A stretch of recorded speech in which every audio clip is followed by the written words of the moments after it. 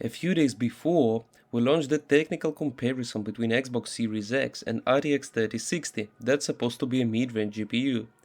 This video, however, will take a focus on something cheaper. Xbox Series S, the cheapest current-gen console that is, despite of the merger characteristics, runs most of next-gen titles pretty well, with all of the modern graphical features, include some ray tracing implementations, fidelity FX techniques and complete support of DirectX 12 Ultimate. A lot of people that still think we could ever find any equivalent of the custom hardware on consoles say that the equivalent for Series S is a recently released AMD's 6500 XT GPU. Some even believe that it could run games better according to the same architecture and higher teraflops count. Today we're gonna find it out and compare the 6500 XT and Xbox Series S. Hello and welcome to Hardware Lab.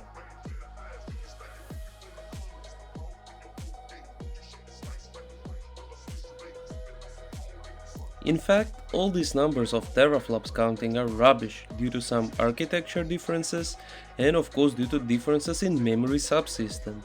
To understand what the differences between them really are, we need to take a closer look at the actual specifications. Xbox Series S has slightly more compute units than 6500 XT with the same amount of rasterizators. However, TMUs and RTs counts are on the Xbox side as well, but around twice lower frequency makes the console leadership questionable. But if we look at the memory subsystem, it is clear that Xbox has a lot of chances to win in the games that will limit the GPU in this aspect. As his powerful brother, Series S has two RAM buffers that are both divided between GPU and CPU, and the main one just doubles the VRAM amount of 6500 XT, which 4GB buffer is ridiculous. Plus, RAM on the Xbox side is a lot faster from the bandwidth perspective. And now, let's check some actual tests.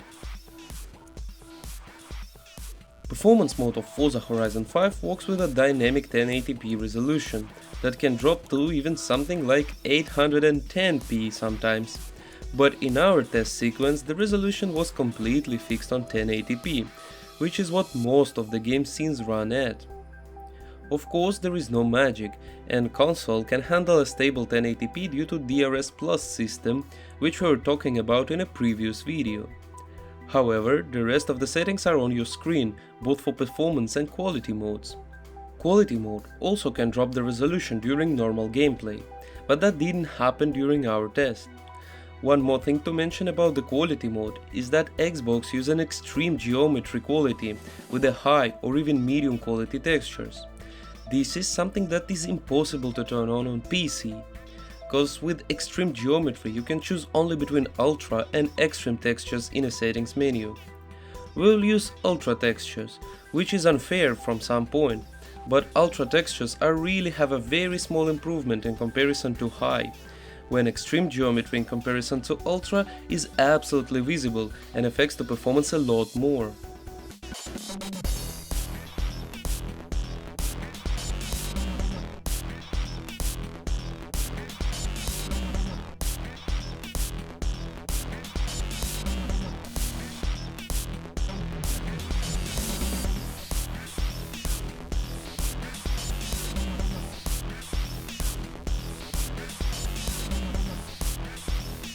In performance mode, 6500 XT can't achieve the Xbox Series S Perfect 60 and stays always behind. Clear win for the console.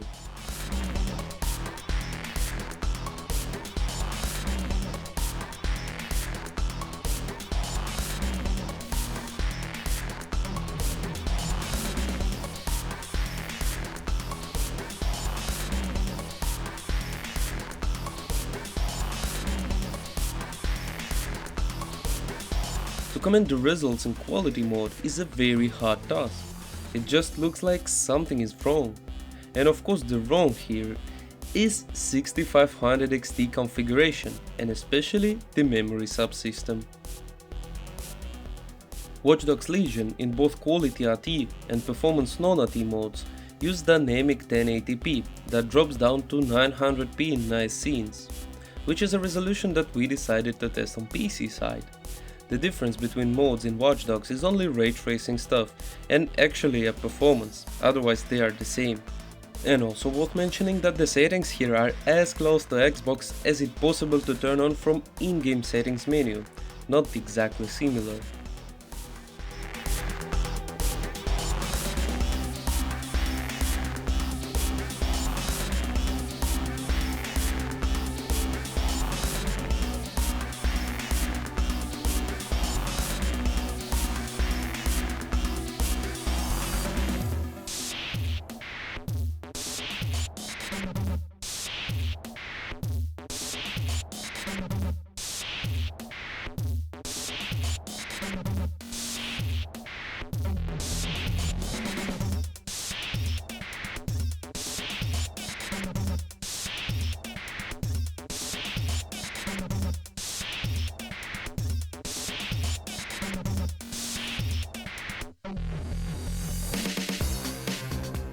Watch Dogs non-ray tracing mode again shows the clear domination of the console. Sometimes frame rate is coming close to the Xbox 60, but on the other scenes it decreases to something closer to 30.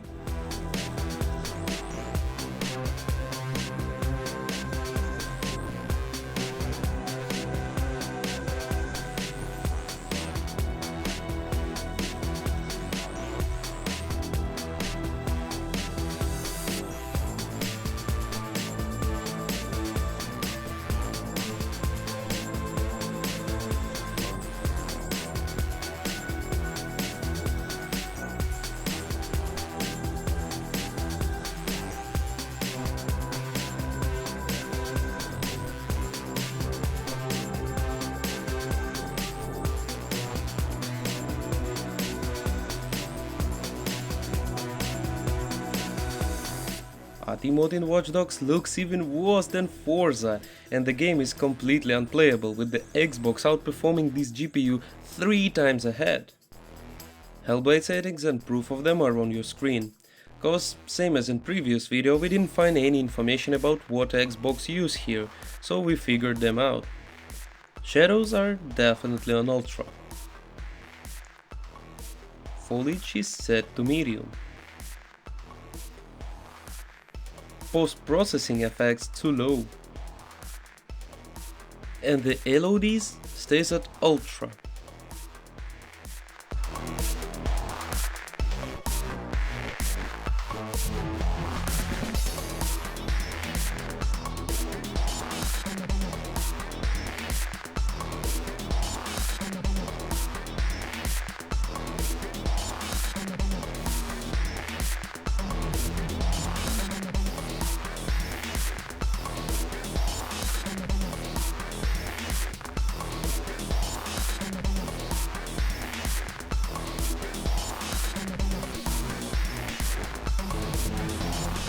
Hellblade's performance mode has at least some chances to make 6500 XT the winner, but in fact it has some huge drops, probably again connected to the memory subsystem.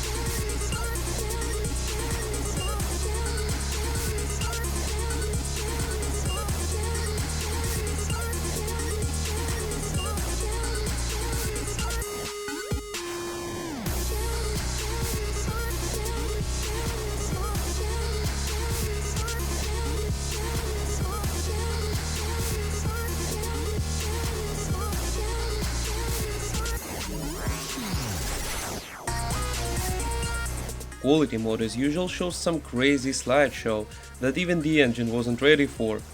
The game is completely unplayable on 6500 XT in this mode. Halo Infinite makes no surprise, and all the settings are exactly the same as on Series X machine, except the texture parameter.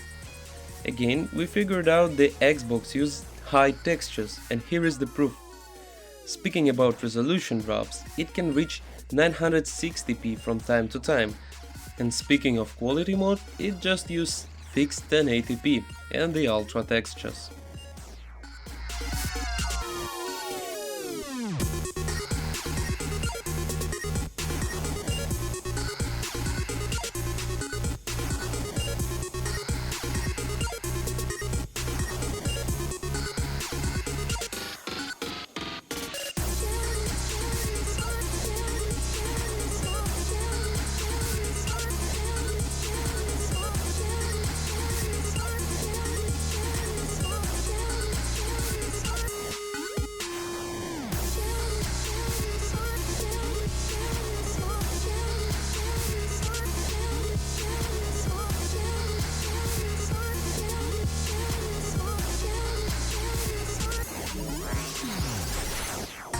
Even the performance mode in Halo Infinite is unplayable on 6500 XT, and even the average frame rate on a PC side doesn't reach 30, while Xbox draws a smooth 60.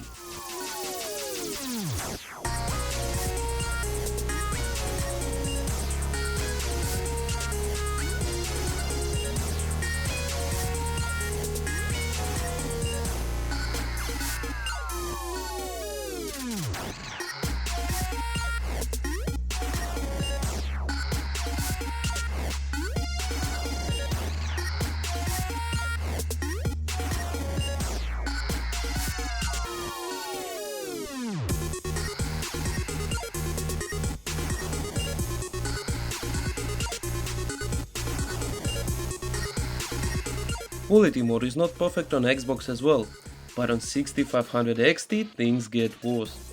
It shows some drops even under 10 frames per second. Does anyone still feel like it's an equivalent? Generally speaking, the 6500 XT can do nothing to compare with the Xbox Series S GPU.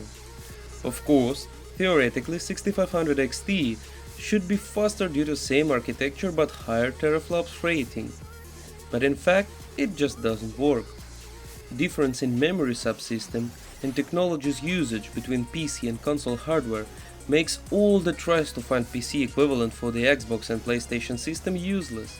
And well, 6500 XT's memory subsystem is really bad, which is the main reason for the cut showing that awful results. By the way, that's it for now. Stay up to date with AHL.